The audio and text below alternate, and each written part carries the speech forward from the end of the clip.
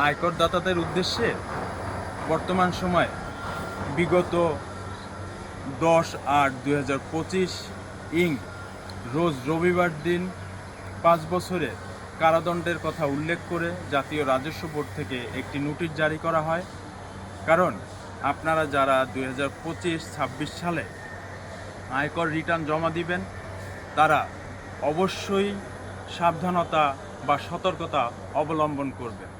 যাদের tin certificate আছে বা যারা ইতিপূর্বে রিটার্ন জমা দিয়েছেন তারা 25-26 সালে সতর্কতার সহিত আপনার রিটার্ন জমা দিবেন।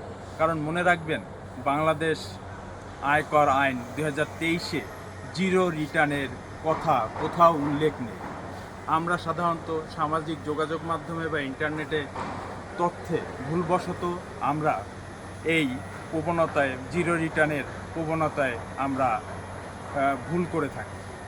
আরও মনে রাখবেন যে আপনি যদি আয়কর রিটার্নে আপনার সম্পদের আয় ব্যয়, সম্পদের বিবরণী বা আপনার দায়ের বিবরণীর কোনো একটি অংশ শূন্য বা সবকটি অংশ শূন্য রেখে থাকেন, সেক্ষেত্রে পরবর্তীতে আপনার রিটার্ন ফাইলটি যদি আয়কর কর্তৃপক্ষ তদন্ত করে কোনো গরমিল পেয়ে থাকে, সেক্ষেত্রে কিন্তু অবশ্যই আপনার বিরুদ্ধে আইনগত ব্যবস্থা গ্রহণ করবে এবং বাংলাদেশ আয়কর আইন 2023-এর 312 এবং 13 ধারায় আপনার বিরুদ্ধে আইনগত ব্যবস্থা গ্রহণ করবে এবং আপনি কিন্তু এই 5 বছর কারাদণ্ডে দণ্ডিতও হয়ে যেতে পারেন।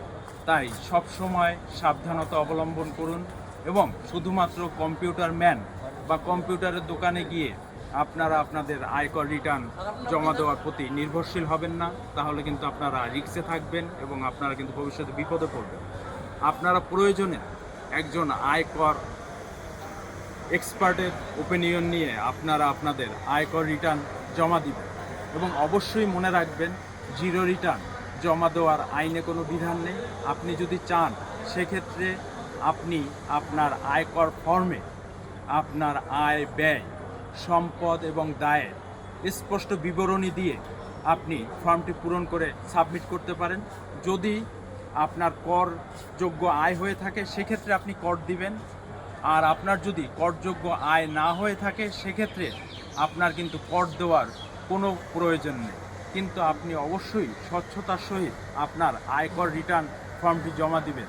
কারণ আপনি যদি এই শাস্তি বা জরিমানা থেকে বাঁচতে চান সেক্ষেত্রে আপনাকে অবশ্যই সচেতন হতে হবে এবং আপনাদের সচেতন করার জন্যই আজকে আমার এই ভিডিওটি আপনাদের উদ্দেশ্যে করা। তো ভালো থাকবেন বন্ধুরা, সুস্থ থাকবেন আর সচেতন থাকবেন। ধন্যবাদ।